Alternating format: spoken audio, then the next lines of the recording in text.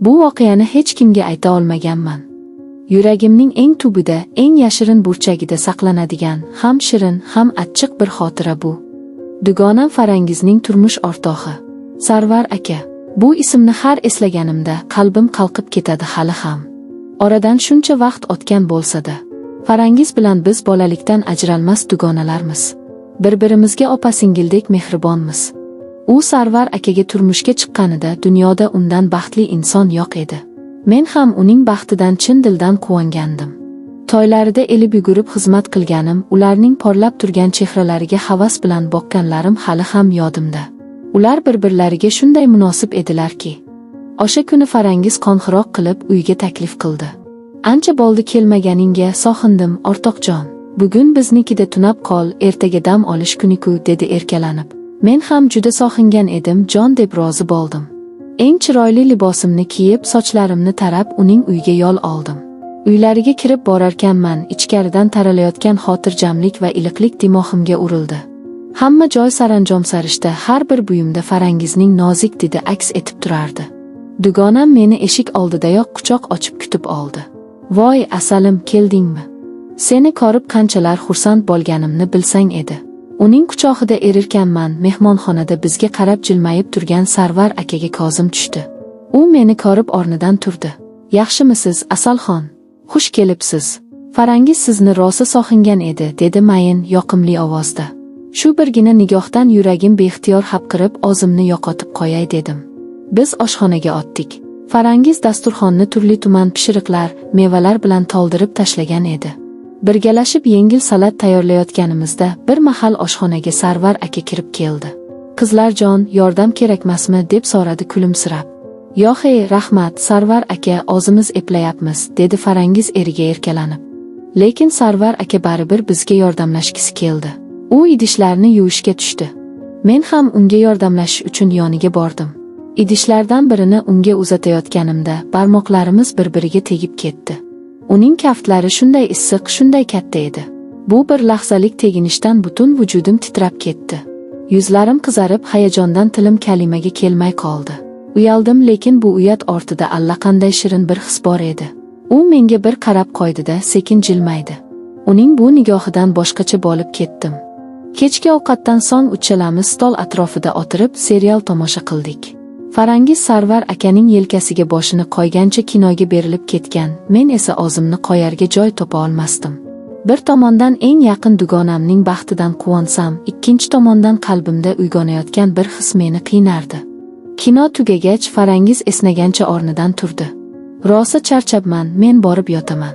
Sizlar bemalol o'tiraveringlar, deb yotoqxonasiga kirib ketdi. Biz Sarvar aka bilan yolg'iz qoldik. Oramizga sukunat cho'kdi.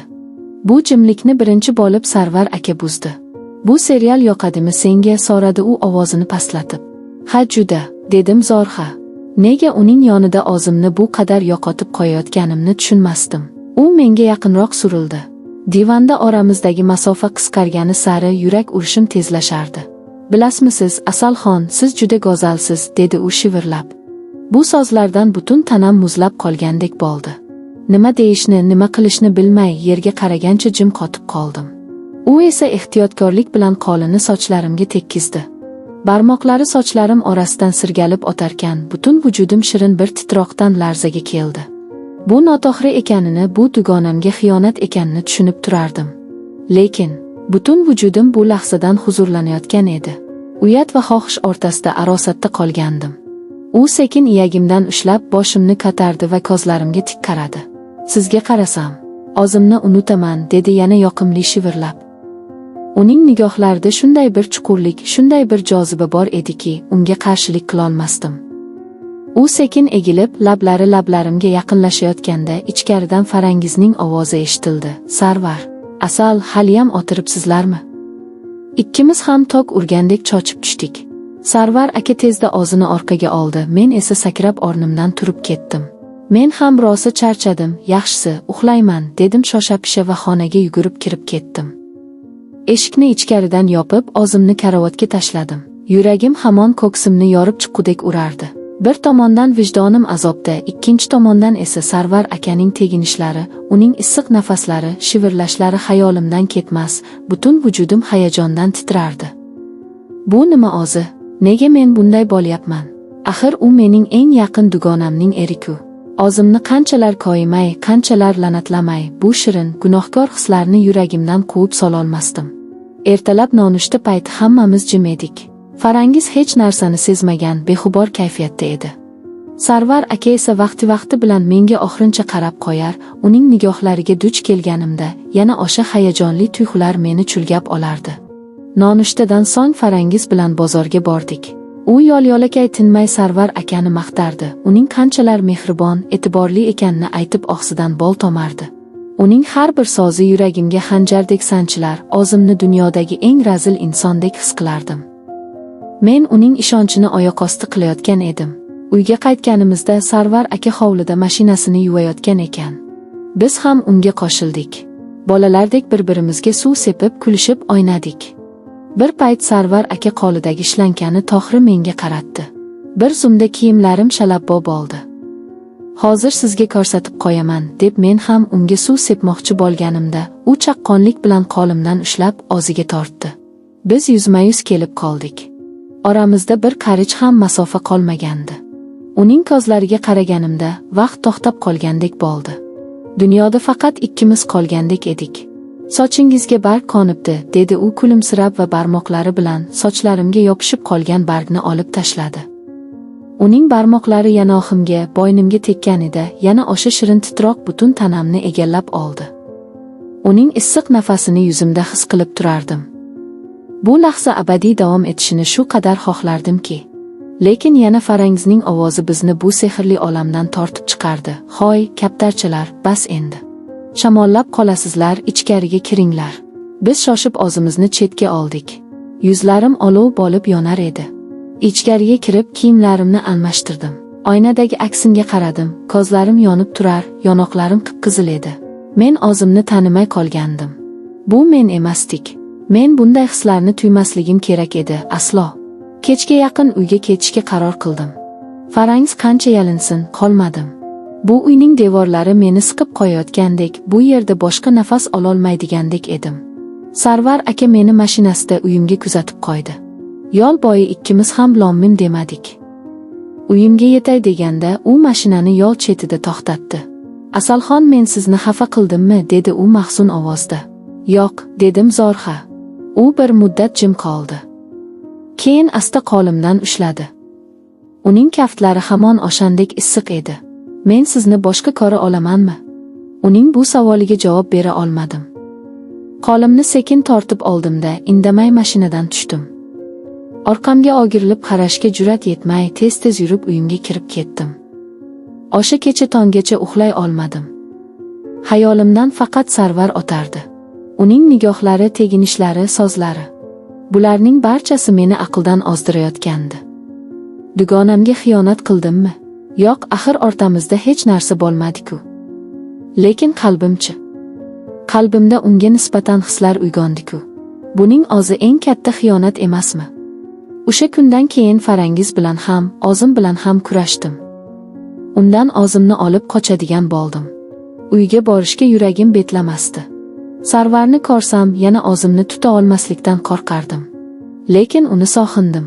Oradan bir necha hafta o'tib, kechasi telefonimga notanish raqamdan xabar keldi. Salom, bu men, Sarvar. Sizni juda sog'indim. Xabarni o'qib, butun vujudim muzlab qoldi. Nima deb javob yozishni bilmay uzoq o'yladim. Yuragim yoz desa, aqlim aslo derdi. Oxiri irodam sinib javob yozdim. Bu noto'g'ri. Uning javobi o'sha zahoti keldi, bilaman. Lekin nima qilay, ayting. Men sizni sevaman. O'sha kundan boshlab bizning yashirin yozishmalarimiz boshlandi. Bu xabarlar mening hayotimga aylandi. Uning shirin so'zlari mening intizor kutishlarim. Biz bir-birimizga bog'lanib qolgandik. Taqiqlangan, gunohkor, ammo shu bilan birga juda kuchli bir sevgi bilan. U meni uchrashuvga taklif qilganida avvaliga ko'nmadim, ammo yalinishlariga bardosh bera olmadim. Biz shahar chetidagi kichkina, xilvat bir qahvaxonada uchrashdik. U qo'lida bir dona qizil atirgul bilan meni kutib o'tirardi. Ko'zlaridagi so'xinchni ko'rib, o'zimni tutib tura olmadim. O'sha kuni biz hamma narsani unutib uzoq suhbatlashdik. U Farangiz bilan munosabatlari anchadan beri sovuqlashib ketganini, oralarida avvalgi mehr qolmaganini aytdi. Men unga ishondim. Ishongim keldi. Chunki men uni sevib qolgandim. O'sha kuni u meni birinchi marta o'pdi. Bu o'pishda hamma narsa bor edi. So'xinch, ehtiros, umid va gunoh. O'sha lahzada men hamma narsani unutdim. Dugonamni ham, vijdonimni ham, bu dunyoni ham. Bizning baxtli onlarimiz boshlandi. Har bir uchrashuvimiz ham qo'rquvga, ham cheksiz baxtga to'la edi. Lekin bu holat qancha davom etishi mumkin edi? Oxiri nima bo'ladi? Bu savollar tinchlik bermasdi.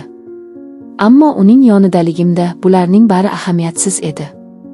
Bir kuni Farangiz qo'ng'iroq qilib tezda uchrashishimiz kerakligini aytdi. Nahotki u hammasini bilib qoldi. Uchrashganimizda u o'zini tuta olmay yiglab yubordi. Sarvar menga xiyonat qilyapti, dedi u yelkamga bosh qo'yib ho'ngrar ekan. Uning bu so'zlaridan dunyo ko'zimga qorong'u bo'lib ketdi. Uni yupatgan bo'ldim, dalda berdim. Ichimdan esa o'zimni la'natlardim. Men eng yaqin dugonamning baxtini oxirlagan, uning ko'z yoshlariga sababchi bo'lgan pastkash edim. O'sha kuni Sarvar bilan oxirgi marta uchrashdim va hammasiga nuqta qo'yishimiz kerakligini aytdim. U yalindi, yolvordi, Farangiz bilan ajrashishni, biz birga bo'lishimizni aytdi. Lekin men unga ishonmadim. Agar u meni chindan sevganida boshidanoq bu gunohga qo'l urmasdi. Men ularning hayotidan jimgina yo'qoldim. Telefon raqamimni o'zgartirdim, ijtimoiy tarmoqlardan chiqib ketdim. Farangiz bilan aloqani uzdim. Bu men uchun jahannam azobidek oxir edi. Uni sevardim, lekin birovning baxtsizligi evaziga qurilgan baxt menga kerak emasdi. Oradan yillar o'tdi. Men hayotimni yangidan boshladim. Lekin ba'zida yolg'izlikda o'sha kunlarni eslayman. Sarvarning nigohlari, teginishlari, uning issiq nafasi. Bularning bari yuragimda bir umr armon, shirin bir gunohning xotirasi bo'lib qoldi. Men xato qildim. Lekin o'sha xato menga sevgining naqadar achchiq, naqadar murakkab va naqadar shafqatsiz bo'lishi mumkinligini o'rgatdi.